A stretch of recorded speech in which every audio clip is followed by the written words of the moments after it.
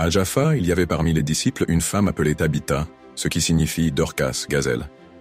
Elle faisait beaucoup de bonnes œuvres et donnait de nombreuses aumônes. Tabitha, aussi appelée Dorcas, vivait à Jaffa. C'était une disciple dévouée, connue pour ses bonnes œuvres et sa générosité envers les pauvres. Elle confectionnait des vêtements pour les veuves et aidait les nécessiteux de la communauté. Malgré ses bonnes actions, Tabitha tomba malade et mourut. Ses amis et la communauté furent profondément attristés. Après avoir lavé son corps, ils le placèrent dans une chambre haute. Les disciples, ayant appris que Pierre se trouvait à proximité, à Lydda, lui envoyèrent des messagers pour qu'il vienne rapidement. Pierre arriva et fut conduit à la chambre où reposait Tabitha. Les veuves pleuraient, montrant à Pierre les vêtements que Tabitha avait faits pour elles. Pierre demanda à tout le monde de sortir, s'agenouilla et pria.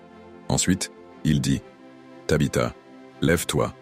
Elle ouvrit les yeux, vit Pierre et se redressa. Pierre lui donna la main et l'aida à se lever. Cette résurrection fut connue dans toute la région de Jaffa, et beaucoup crurent au Seigneur. Leçons à tirer de l'histoire. 1. L'importance des bonnes œuvres. Tabitha est un exemple d'une foi vivante manifestée par des actes de compassion et de générosité. 2. Le pouvoir de la prière. Pierre, par la prière et la foi, permit à Dieu d'accomplir un miracle extraordinaire. 3. La souveraineté de Dieu.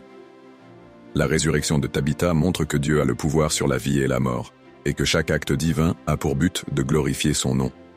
4. Un témoignage puissant. Le miracle entraîna la conversion de nombreux habitants de Jaffa. Tabitha nous enseigne à vivre une vie de service et de foi. Sa résurrection témoigne de la puissance de Dieu et de l'importance de notre témoignage dans le monde.